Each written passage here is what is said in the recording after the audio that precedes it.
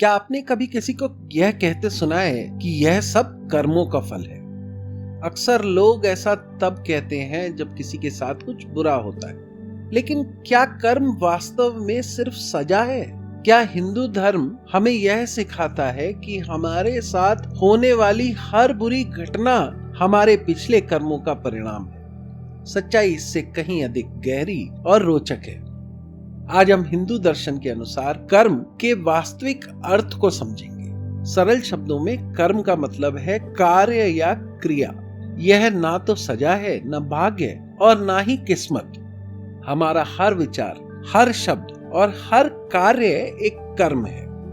हिंदू दर्शन के अनुसार यह ब्रह्मांड कारण और परिणाम के नियमों से चलता है। जिस प्रकार आम का बीज बोने पर आम का पेड़ उगता है, उसी प्रकार हमारे कर्म भी समय के साथ परिणाम उत्पन्न करते हैं। कुछ कर्मों का फल जल्दी मिलता है, कुछ का वर्षों बाद और कुछ का प्रभाव अगले जन्म तक भी जा सकता है। प्राचीन हिंदू ग्रंथों में कर्म को मुख्य रूप से 3 प्रकारों में विभाजित किया गया है। पहला, संचित कर्म। यह हमारे सभी पिछले जन्मों के कर्मों का संग्रह है। ऐसा समझिए जैसे एक विशाल भंडार जिसमें हमारे हर कर्म का लेखा जोखा सुरक्षित है। दूसरा, प्रारब्ध कर्म। यह संचित कर्मों का वह भाग है जिसका प्रभाव वर्तमान जीवन में दिखाई देता है। हमारा जन्म, कुछ विशेष परिस्थितियां, चुनौतियां और अवसर प्रारब्ध कर्म से जुड़े माने जाते हैं। इस कर्म को उस तीर की तरह समझिए जो धनुष से निकल चुका है, अब उसका परिणाम होना निश्चित है।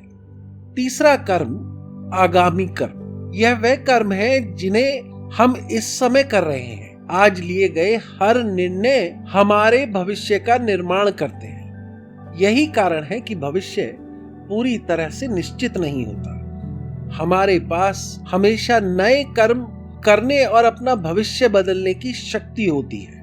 यहीं पर स्वतंत्र इच्छा यानी कि फ्री विल का महत्व सामने आता है। कर्मों के बारे में सबसे बड़ी गलतफहमी यह है कि सब कुछ पहले से लिखा हुआ है, लेकिन हिंदू धर्म ऐसा नहीं कहता। भगवत गीता में भगवान श्री कृष्ण बार बार कर्म करने का महत्व बताते हैं। वे अर्जुन को अपना कर्तव्य निभाने के लिए प्रेरित करते हैं। यदि सब कुछ पहले से तय होता तो कर्म करने का कोई अर्थ ही नहीं होता।